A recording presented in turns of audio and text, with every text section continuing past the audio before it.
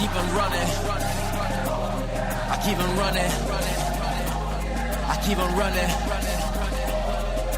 Running. Non-stop till they out of breath. Putting in about 1,000 reps. Addicted to the grind like a pound of meth. Tonight I rock my line of how I climb the best.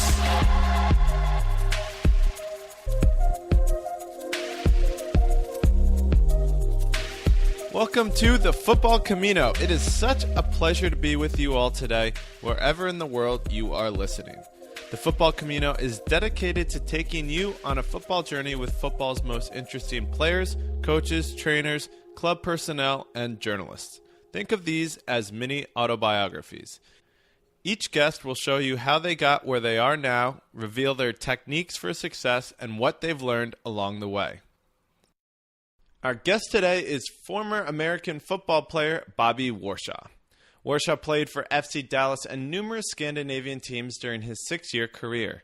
He is also the founder of The Athlete Story, a site dedicated to telling the stories of professional football players, and he hosts his own podcast on Howler called The Play, where he brings on professional athletes to discuss hot-button issues. Recently, he wrote his book, When the Dream Became Reality, The Journey of a Professional Athlete and the Push for Meaning, Purpose, and Contentment. He sent me an advanced copy, and I read it all in one night. It was that good. So this is part 2 of our 2-part interview I did with him. If you missed the first part, go check it out. In this episode, Bobby talks about why his book is different from other football memoirs, the price players have to pay for greatness, why teams need to address mental health, and how he almost got to play for a Champions League club. Without further ado, enjoy our episode. You said that in your book, you said that you read Andre Agassi's book, Open, which I haven't read, but it's universally admired. And you said it had a monumental impact on you. Can you tell me about when you first read it and the impact it had on you? I think I first read it my 3rd or 4th year pro, and then I reread it as I wrote my book. And you know what Agassi does? He just, not just as an athlete, but as a person, I think we all question ourselves a lot, and we don't know if what we're doing is right. We don't even know ourselves, right? Like sometimes we all make decisions or say things. We're not even sure why we're doing it. We're surprised it comes out of our own mouths. And then we don't like each other. Or we don't like ourselves, not each other. We don't like ourselves after we do it. So we're surprised and we don't like ourselves. And I think it's almost a universal feeling that none of us acknowledge often enough, that we're really all just freaking doing our best. And half the time we're stumbling through it. And then to be an athlete and to try and mix that with being the best athlete possible. Agassi was just the first book that talked about this. All other athlete memoirs were generic, telling stories, kind of surface level. And Agassi really dug into the truth of, I think, how we all feel day to day. So it really goes really deep.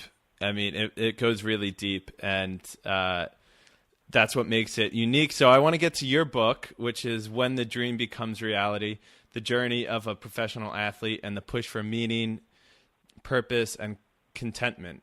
So what is your book about, and why is it unique compared to maybe other football autobiographies?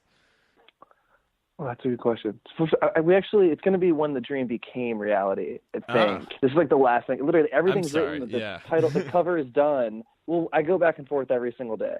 But as of right now, it's 48 hours before we go to print, it'll be When the Dream Became Reality. But why is my book different? I don't just talk about what happened. I try and talk about why it happened and how it made me feel. So there's times when I yell at coaches, right? And a lot of professional soccer player, professional footballers' books talk about these arguments with players and coaches. What I try and do is say why I did it and then how I felt after, right? Because it's not just a single thing that happens. And I think that a lot of people think about this for all professional athletes, and particularly for myself, who is a pretty intense guy, competitive guy, they think that it's robotic. They thought that when I got in the fights on the field, it's just what I did. It would happen, and it's part of the game, and you move on. They thought when I won or when I lost, so you just take it on the chin and you move on. But you don't. You go home and you sit in a dark, dark room, and you ruminate over it, or at least I did. Every time I got into a fight with somebody, I left it all on the field and I fought till the end, but I went home and it just took its toll. I didn't want to see people. I didn't want to look people in the eye. I didn't want to call my parents and check on how they were doing. I just wanted to be by myself because I left it all out there and it just took so much out of me. So that's what I hope makes my book different is, and all the stories aren't that intense. They're all not about me going home and sitting in a dark room. But the point is that I try and give you why I did it and then what it made me feel after. And I think ideally it's things that we all feel in our jobs, that if you really care and you want to be the best and you're really giving your all, that everything that I felt are things that other people felt too. No, it's very interesting you say that because when I read the book, it was clear that one of the themes was that you quickly learned that you had to live as two separate people. As you said, like the ruthless player and the regular human. How did you separate the two in your career? Not very well is the short answer. Not well enough, I should say. There's little things you try and do. Before practice or before games, I would squirt water on my face or I would smell the grass. You have those little cues that get your body into it. In practices, if I yell at someone, I would really try and talk to him after practice. If something messed up, I really laid into him because I was just on edge and I was, seeing red, as we say in football, that I was just so intense that I yelled and I couldn't help it, and I had to hold him accountable. But after practice, I would try and go up, and sometimes I would say, I would acknowledge yelling at him directly, and sometimes I would just say anything so that he knew that I was a person and I felt like a person again. So there's both cues to get yourself into that place, and then just little things you do after to explicitly separate them and say, listen, the guy that yelled at you is a different person than the guy that wants to talk to you after practice. To answer your question, I didn't do it particularly well, and I think that's probably why I was ready to stop playing. And so can you give me an example of an incident where you thought it didn't go well and it maybe had some negative effects going forward? Man, the problem is it's not that I can't think of one. It's that I have too many in my head right now, and I don't even know which one to say. Okay. When I was in, the problem is that it was literally, here's my, before I answer that, right? Before I sound like an asshole that was just yelling at everyone. I think for most players, there's some that are very talented. I was not that guy, right? I could play professional soccer for 6 years because I competed, I cared, I was focused. And I was literally just 100% focused and 100% competing at all times. My dial was turned up at all times. And yes, sometimes you cross that line. But one thing I would tell every single young player out there is it's way, way, way better to toe that line every single day and go over it every now and then, go over it 5 or 6 times in your career, than be the guy that's not that intense, that doesn't care, and isn't fighting for every single scrap on the field.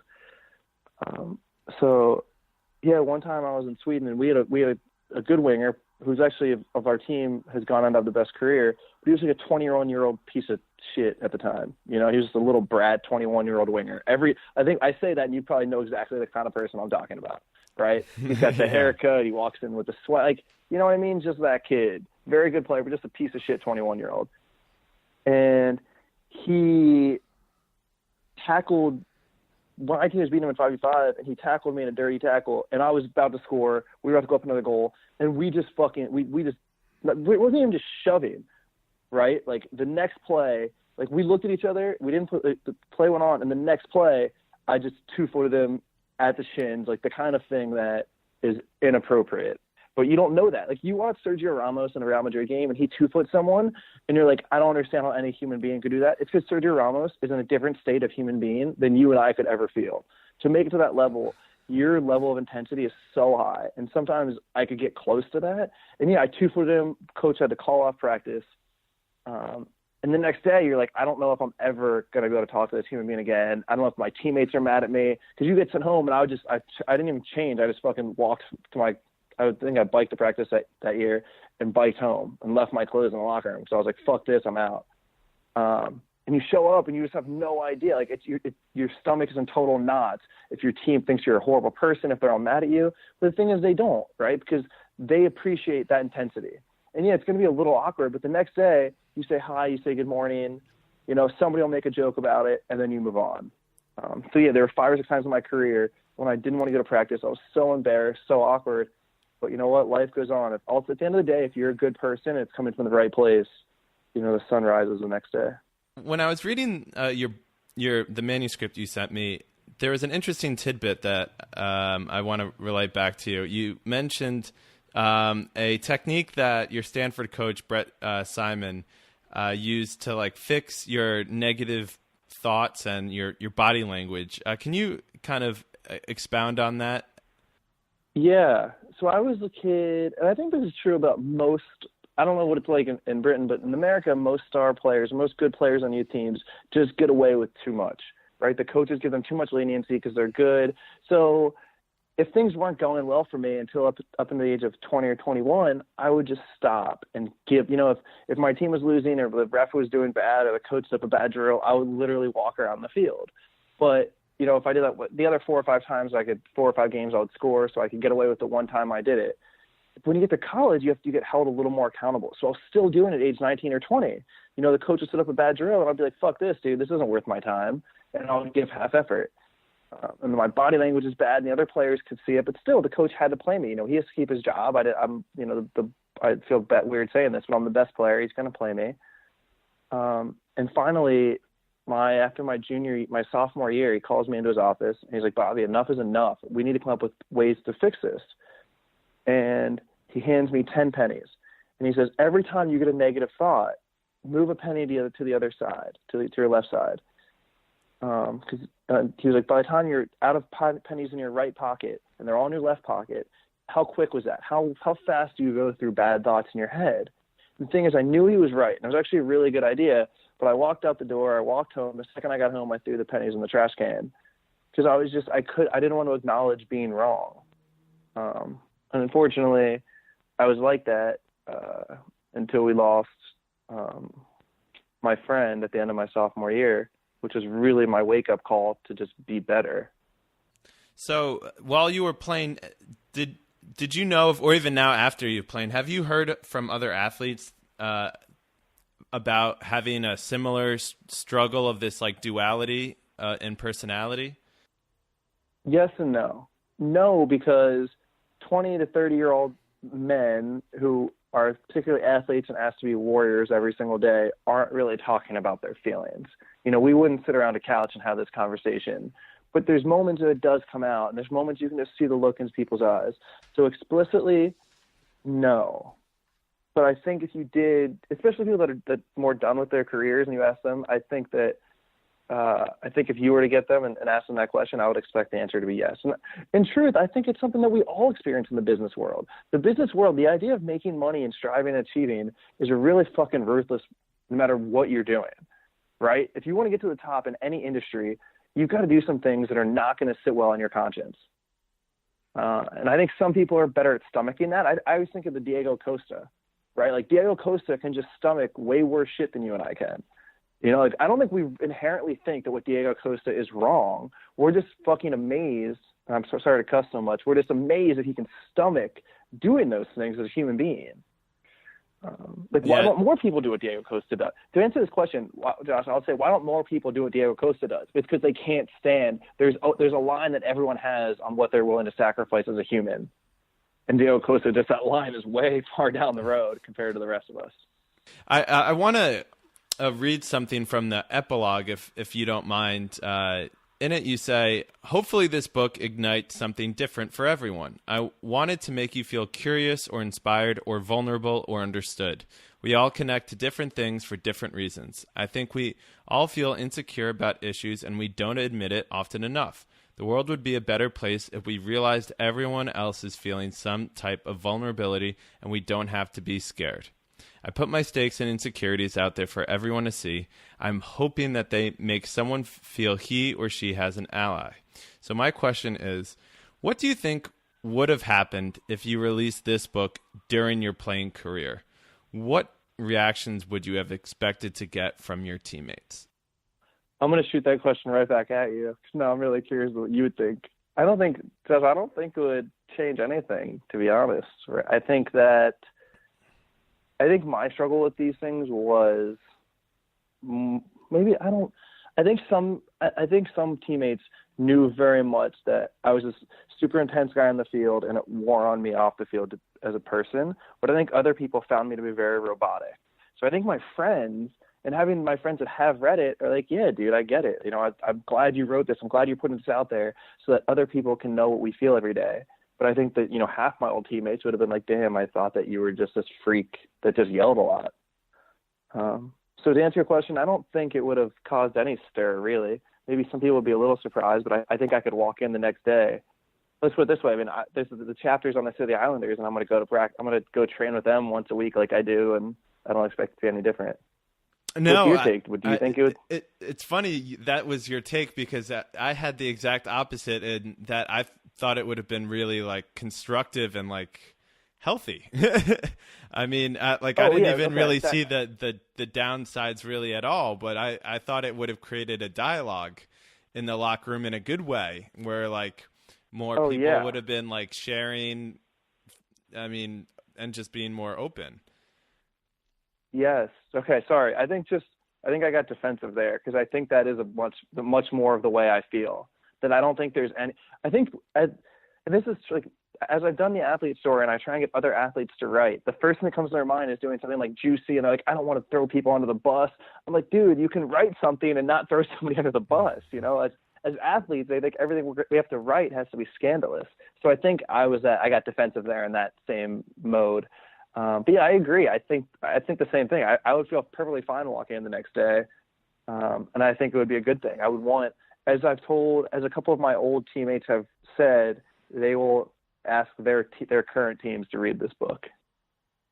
I'm glad you said. No, I'm happy you say that, because I think it'd be great for all teams, and that actually like segues perfectly into my next question: is should teams be promoting openness and this sort of outward show of emotions, and if so, how can they facilitate that? I've got two answers to that. If I ask you, who are the 3 or 4 most successful? We'll say the most successful athletic careers of the people we followed in our lifetimes. Not footballers, just anything. Oh, that is. I mean, that it all depends on how you like try to place a meaning on success. Like, I mean, just by winning standards, I'd say Derek Jeter or.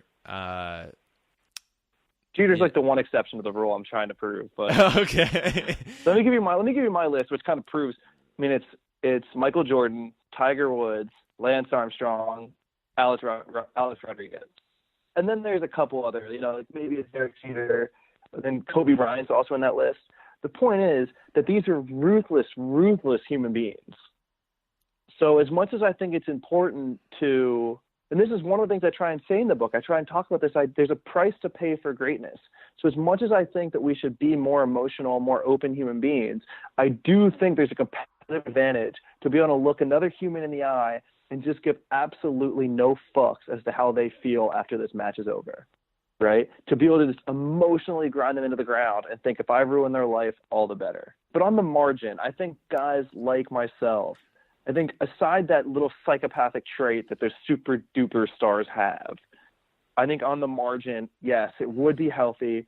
And I think people know this at least in American soccer, maybe in the Premier League, in American soccer, sports psychologists do not have a prominent role. They do not have a front and center place. And I say this in the book, that to play better, I didn't need a coach to be like, Bobby, pass this way or move 5 yards to your left.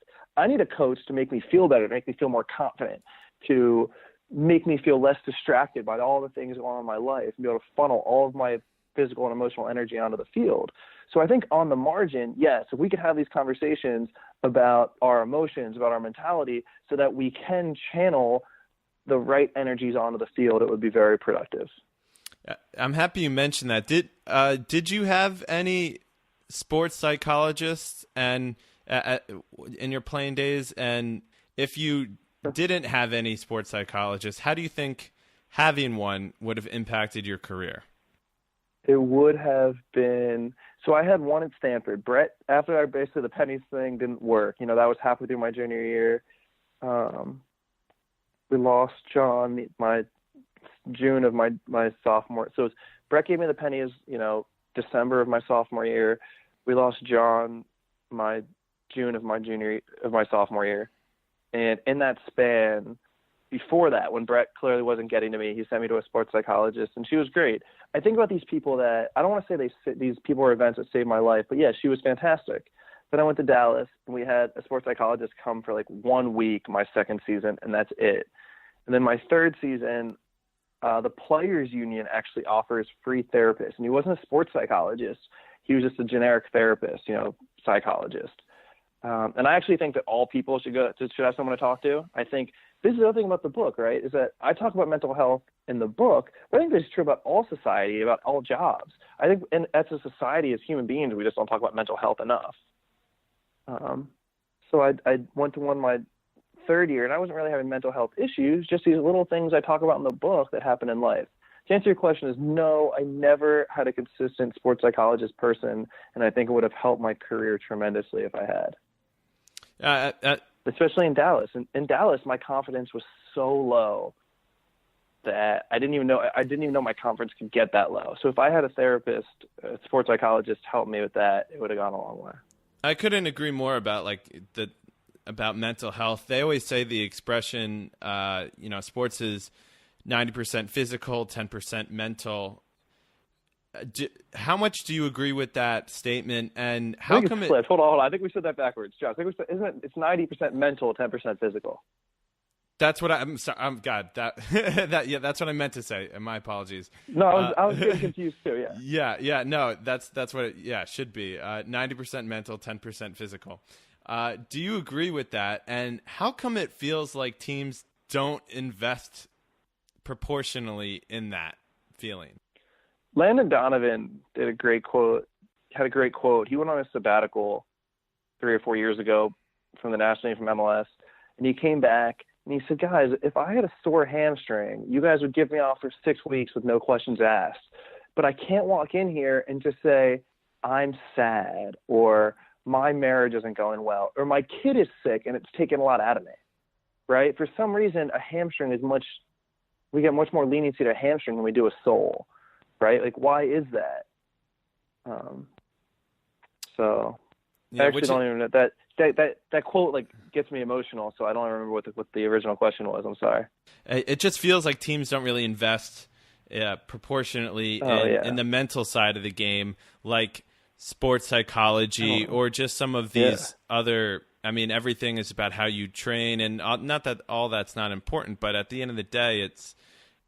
We always talk about a man manager as being a highlight, but every team should have multiple man managers, so to speak, that even if they're not the head coach. My answer, I mean, you're so right in everything you just said. Here's my question. Why do we still lump corner kicks into the box? Because soccer is in the Stone Ages compared to other sports. Soccer and football, we wear these GPS systems now like we've accomplished something. And nobody knows what to do. I mean, soccer's still in the Stone Ages of so many of these things. So that's the reason it just hasn't been thought about and it hasn't been done. You talked a lot about being open and being vulnerable writing this book. What section was the most difficult part to write, and which section are you maybe most scared of people reading? Oh, wow. It's a really good question. The hardest to write, it wasn't that fun going back through the old emails with my ex-girlfriend. I didn't enjoy that much. It wasn't the chapter or two about John. I shouldn't say that. Those were the hardest to write, but also the most important for me to write, I think, because I think losing John, like I said with my teammates, my friends and I don't talk about it as much as we should, I think. So I think actually getting my feelings out about losing John was good. So that was hard, but I also think really important for me. The truth is, I'm nervous about what some people will read. I was very honest. I'm nervous about what my Dallas coach is going to think when he reads this. So it wasn't hard, but it makes me nervous. But I would say, off the top of my head, probably the chapter about relationships and dealing with love as a professional soccer player and the logistics and the emotions of it. Is there a chapter that you thought that you were like, huh? Is there one that like made you cringe thinking about me writing it? No, I mean, there was one that I wanted to bring up because I find it so rare to see in a book, and that was when you examined your own sexual identity. And I was curious about, you lived in Norway and Sweden, which are considered two of the most progressive countries in the world.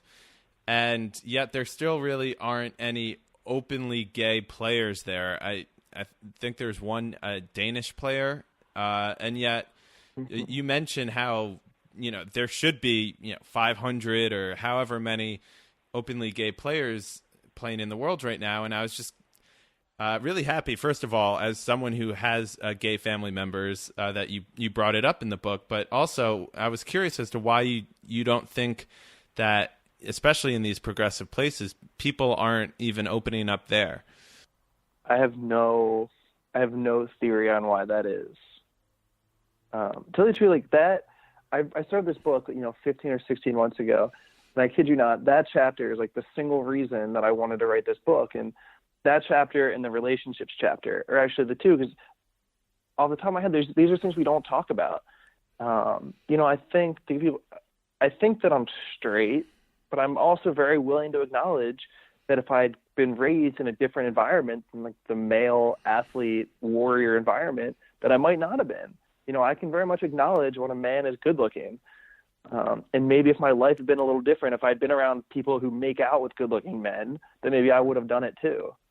But why other people haven't come out, I don't know. Maybe they are all just like me. Maybe we have such an expectation about our profession that it's just really hard to ever feel open enough to even try those things. So it might not be that people are staying in the closet. There might be a lot of people like me who, maybe I'm straight, maybe I would have been gay in a different environment. So I don't have a good theory as to why, except also, Josh, to point out, I mean, women's football is way more open. I don't know. I don't have a good answer. Do you have one? Is there one that you thought about as you were reading it? No, I mean, I for the life of me, I couldn't really think of a good reason, and that's why I was so curious to ask you. I don't have a good. Like I said, I think that's largely it. I have female friends who were straight and now date girls in professional soccer, and to them, it's almost like there's no such thing as straight or gay. You just date whoever you happen to like, and whoever you like, you happen to kiss. And I think I had men in my life who I was really, really close with. And if I had been a woman professional footballer, that I would have kissed them, because that's just what you do. It's like perfectly normal. It's the same, but that just would have never happened. So I don't think that. Does that make sense when I say that? Yeah, no, I understand. Largely, your feelings get to a certain point, and then I think it's true even in heterosexual relationships, right? You like someone, and then how do you take it? It's really hard to take a relationship to the next level if you never kiss them, if you never cuddle with them. I think it's just so taboo to ever do that. And it would never cross my mind to ever kiss a man, that I just, that's a threshold you have to cross at some point to become gay. So that's one of my thoughts I had. So to slightly segue away back into your playing. So how often, when you're playing a football game, are you thinking about, for example, if you're having a girl problem, or if you're having any sort of the normal problems that everyone has on a day-to-day life during the game, while some guy's dribbling at you or during a corner kick? And can you give me an example if you have? Yeah, no, it's definitely true that the soccer field is an escape from those things. And I was not worried about, what I would say, of course there's sometimes, girl troubles or a fight with your parents or a fight with a friend creeps in. But you know what it is more than thinking about it on the field? It's just, as humans, we have an emotional tank, right? We only have so much emotional energy in our body. And that field requires so much. And if you can't channel it all in there, if you have spent it in other places, that just the amount of desire and care as a human. And some people I think have more desire and care. They've got a little more of a tank.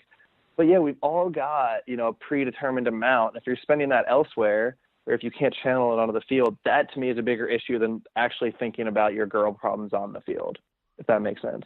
Yeah, no, it totally does. One interesting part of the book was I just want to retell a quick story where you say, quote, "Go fuck yourself," I screamed back. My blood started to cascade through my veins. My muscles started to tighten and flex. The game continued to play on.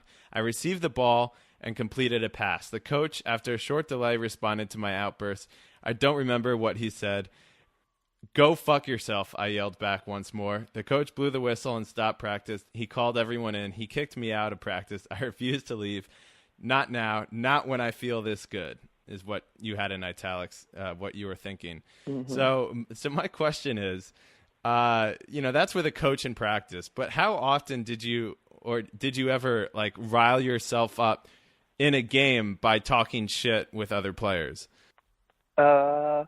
I didn't talk shit with other players often, but you know what I did is, I think my teammates and opponents will say this, I talk and communicate all game. And sometimes it's literally just little things like good shot, like if I'm playing center mid, I talk to my forward, good spot, right shoulder, good spot. That's it. If he's pressing, go, go, go, go, go. So I can't say I talk shit that much to the other team, but I am always talking. And I tell this to younger players.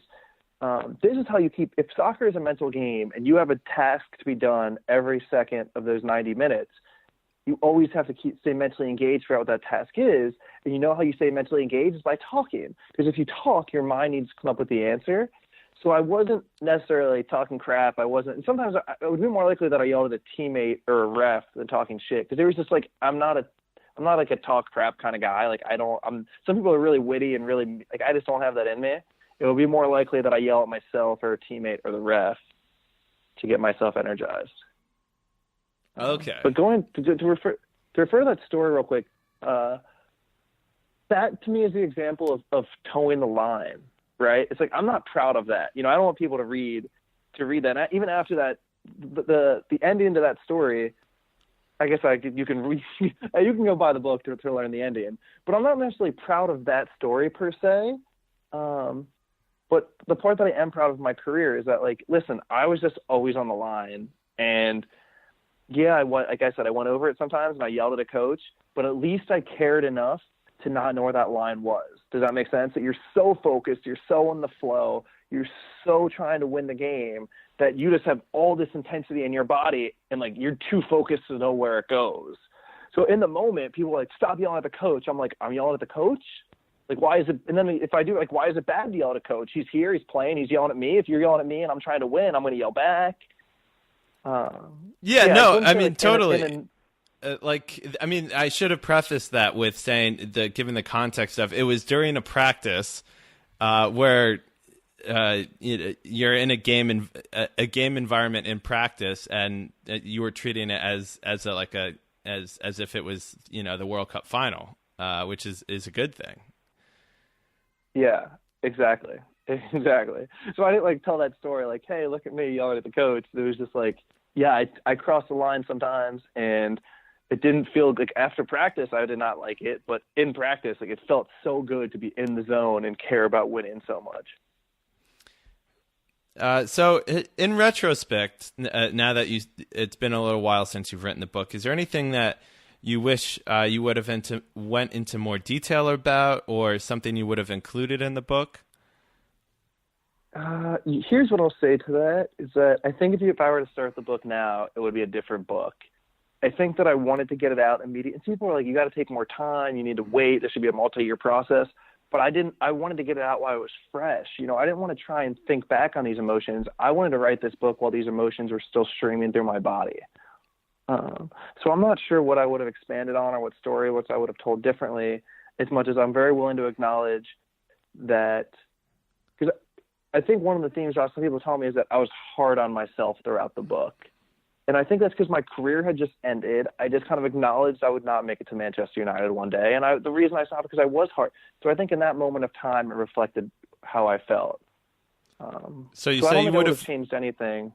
You say you would have written it differently now, though. So what would it be like now if you're writing?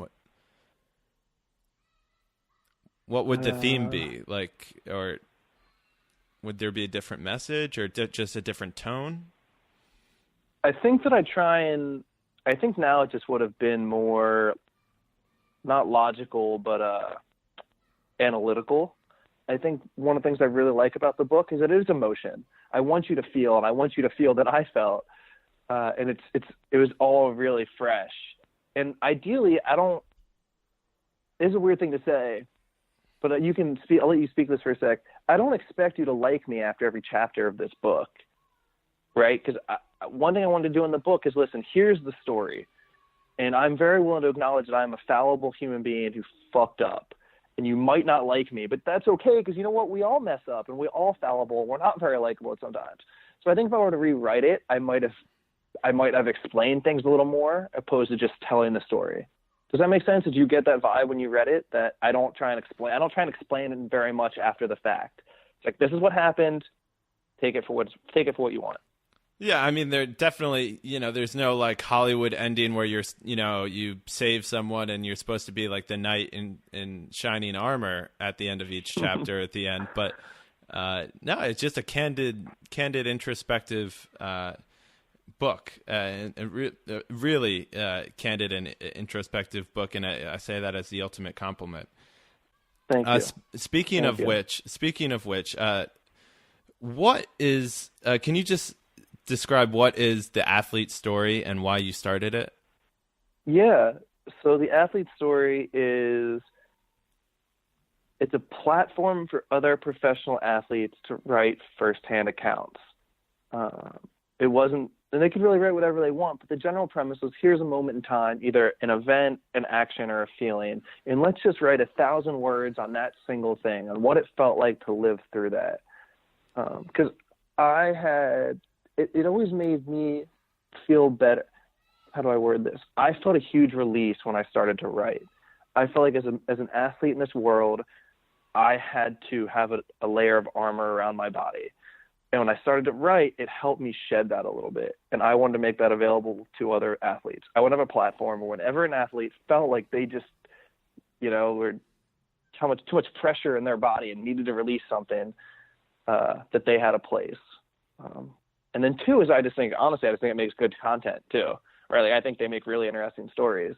So I wanted to fill that niche in the content world, and give the audience something too, to give sports fans something. Because I actually think this is weird. I think we watch sports for entertainment and energy, but there's actually a whole nother untapped part to sports, which is just the emotion and the feeling. And I don't feel like any of the networks have done a good job of getting that out, that we don't just need to watch sports for the slam dunks and the bicycle kicks. There's actually a human element that is super easy to connect with, which I thought would just be fun to try and do that in the content world.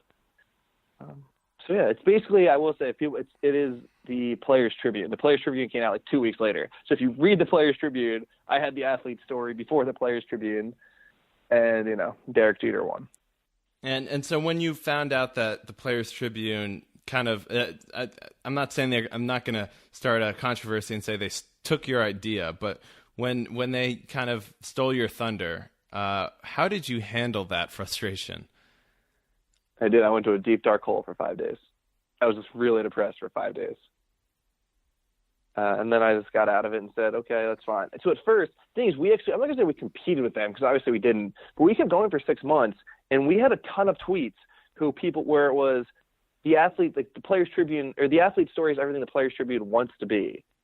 That our content was just more authentic. Because those first 6 months to a year of Players Tribune, they were really bad. They weren't honest. They basically just weren't honest, right? It was clearly propaganda from the athlete's mouth. It was another way of disseminating the information they wanted. It's still that, but at least now it's a little more raw. So we kept the athlete story going. It's still up, but we don't put out new content. For 6 months to a year, we were still putting things out that we had an audience that thought we were doing a better job, which felt really, and to this day, I'm still super proud of the content that the writers put out. And so what did you learn from that experience? Emotionally, most of what I learned is business, that it's really hard to rely on other people for content. Because one thing about athletes or Players Tribune is that they write, and they have an easier format, right? So they call up the athlete, they do an interview, and most of the time after the interview they write it, which is a way better process than me saying, hey, let's work together. You write this, send me the first draft, we'll talk about it. It's just you can't count on people because writing is really hard, especially writing about your emotions. So one, just like that process didn't work. And two, that doing a business is really hard. I think anybody started some kind of project. Not that Athlete Story was a business, but that social media marketing, there's a ton of things that go into it that I just don't have a natural knack for. So no, I didn't have any sexy revelations, but those two were pretty harsh awakenings. Yeah, no, I mean, any project, I mean, even if you're not making money on it, that doesn't make it less of a cumbersome task than a business. You've written you were writing all of these stories on the Athlete Story, or what came about where you're like, I need to write this book? What was the inspiration for the book? So there's a couple side things. That one is that I was at a place called Politics and Prose at DC with the girl I was dating at the time, and we're just perusing the books, and I just said, God damn, this is cool. Like, this book is in my hands, in this bookstore. It's here for eternity. And I think that was the first spark that said, I want to be a part of this. And then after my career, starting last year, I just sat down at a coffee shop once and I said, maybe I'll do this. But at first it was really simple. It was a collection of stories. It was basically an excuse to get a book out, right? It was my 5 or 6 funny stories. The side parts of that Brazil game when I was 17 is that 10 minutes I went in, I got head in the forehead. I lost 5 teeth and got 20 stitches under the stadium in Brazil. So I just have like these wild stories like that. I went to Israel and had a deal on and canceled it on and canceled. And so I just have wild stories like that. It was an excuse to get a book out. And I have a friend, George Qureshi, who runs Howler magazine, that said, listen, Bobby, I think this is a disservice. I think we can do more. I think we can write a book that is like the first time an athlete just shares real emotions. We can really talk about the emotions of being a professional athlete. And I tried to take on that venture. I'm not sure I did well. So it was the seed planted of Politics and Prose, and then just a little spare time in the summer, and then the challenge from George to do more. So I'd never planned on dedicating 12 months of my life to this book, but here I am. I mean, 12 months later, as you said, it's more relief than celebration. Yeah. I mean, wait, now I'm curious. You told that you got knocked out of this game 10 minutes and 5 teeth. And so when the teeth came out, what did they like put in fake ones, or you just like rocking without 5 teeth for like a week, a month, or? So the teeth are, the thing is, I won the header and I didn't see him anywhere around me. And we fall to the ground. And it literally was like the fall from Rocky, right? You were seeing Rocky 2 or 3 where him and Apollo Creed hit each other, and for 5 minutes we see the sweat fall. That's what it was to me in midair. I saw the blood flying through the air. I'm like, man, I hope that guy's okay. And sure enough, I feel like they sprint to me. They put the towel on my head. I feel my mouth. I'm like, God damn it, that's my blood. So yeah, I mean, I flew home the next day from Brazil. I got 5 root canals. I went straight to like the dentist, the orthopedic surgeon, all that. And over 6 months, they replaced the teeth. So yeah, I got caps maybe 2 days later, and then different caps while they rebuilt the teeth.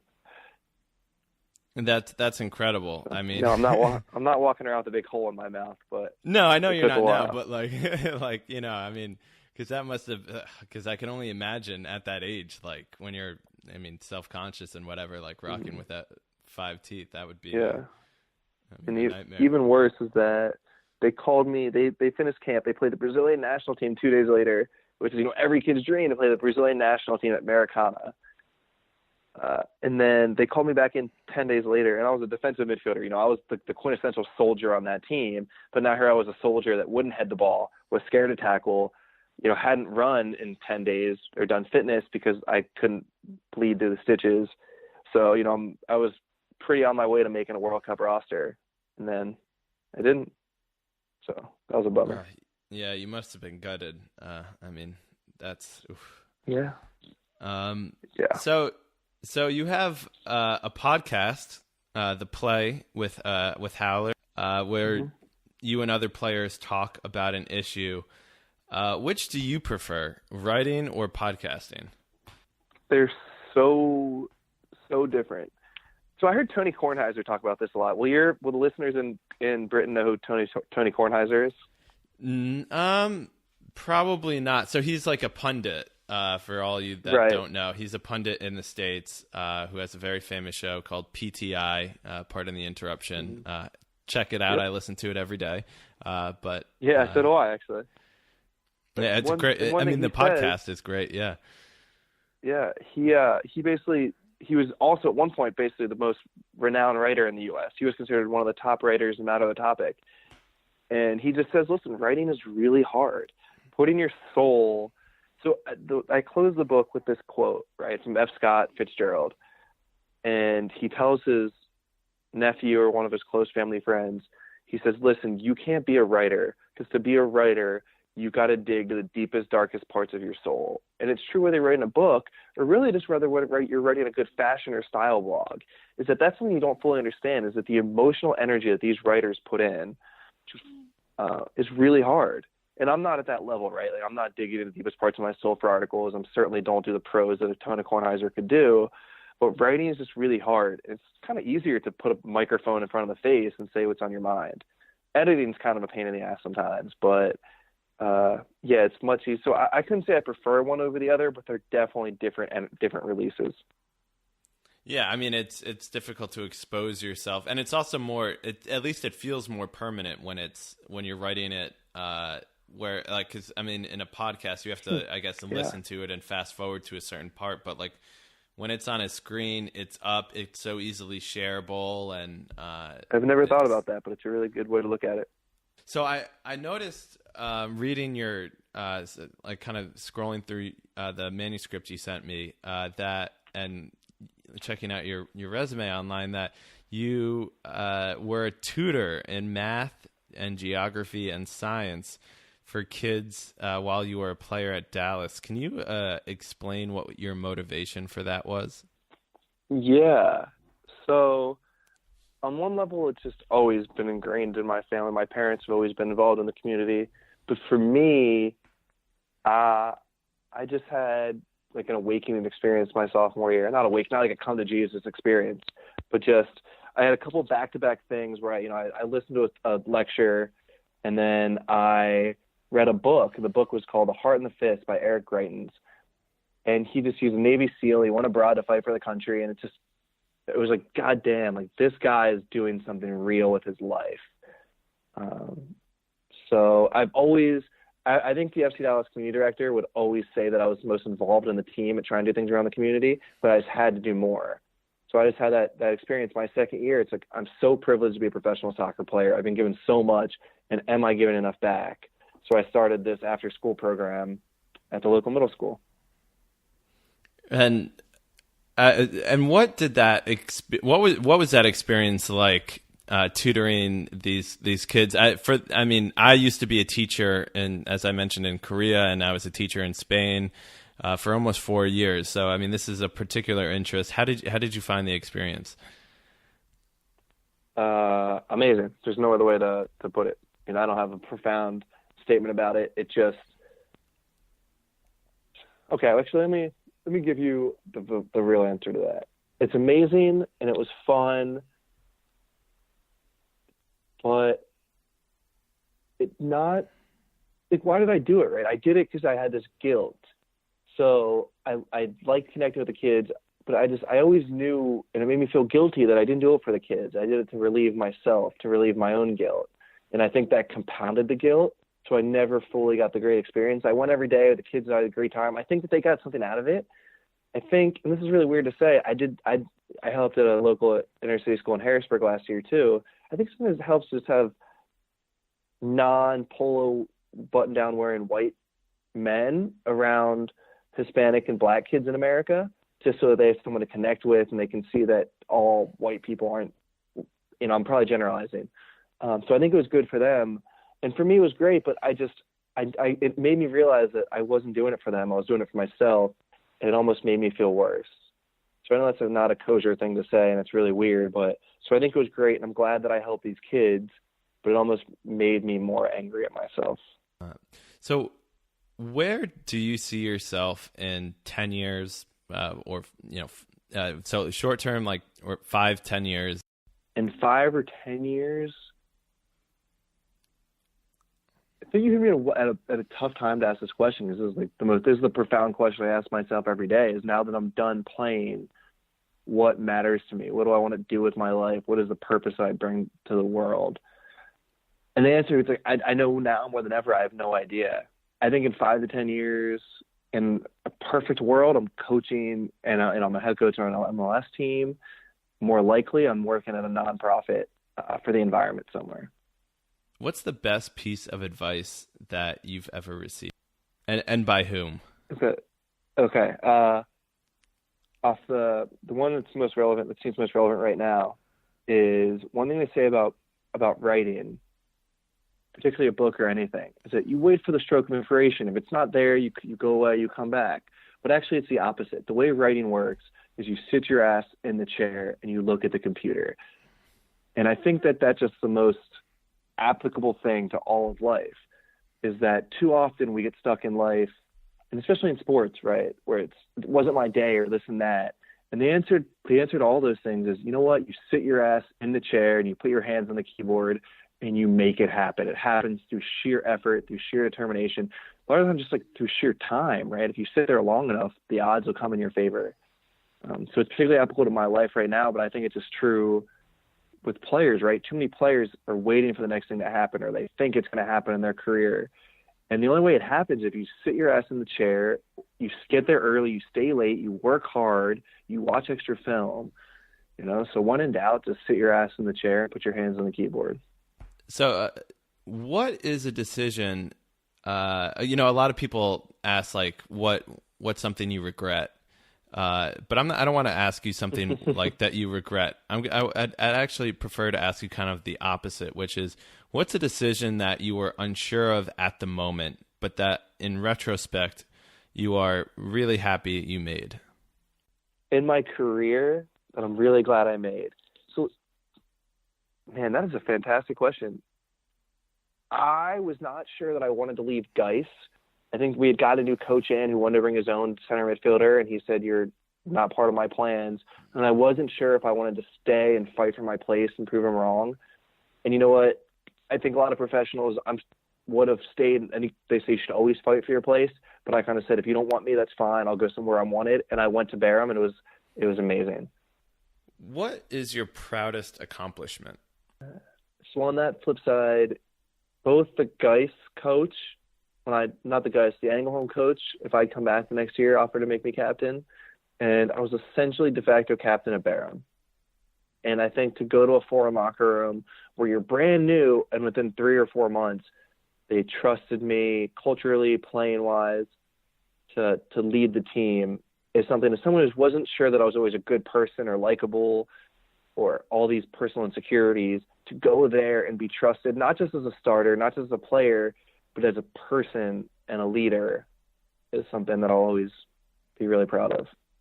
I'm going to quote something that I read on your website, The Athlete Story, before this question, which is, you said, all players tell themselves their own narrative of their career in their head.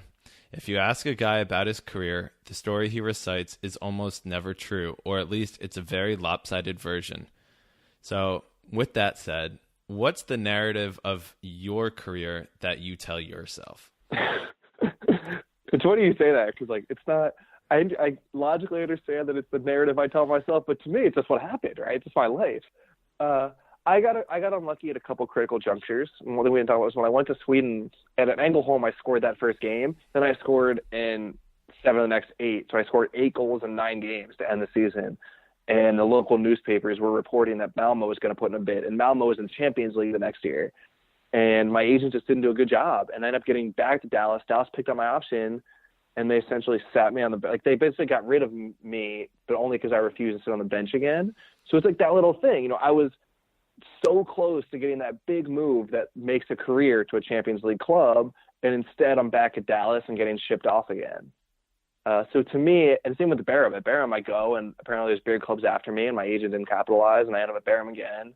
So I think for me, it's just at the critical junctures I didn't capitalize. And it's the truth, I tell you. Yeah. What is something that most people believe to be true that you disagree with? Something I disagree with, but I think what all my teammates throughout my life didn't understand is that I was so relentless day in and day out, and I think that they thought it was mechanic, that it's just who I was and it's what I believed, and it just didn't have any toll because I was just doing what I did, and they didn't understand how I felt every time I did it and how it felt that night.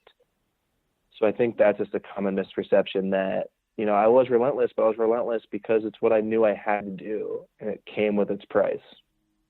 Yeah. So it was an acquired skill, or it wasn't just like, oh, you were born with it in your DNA. It was. Yeah, it's a rational decision.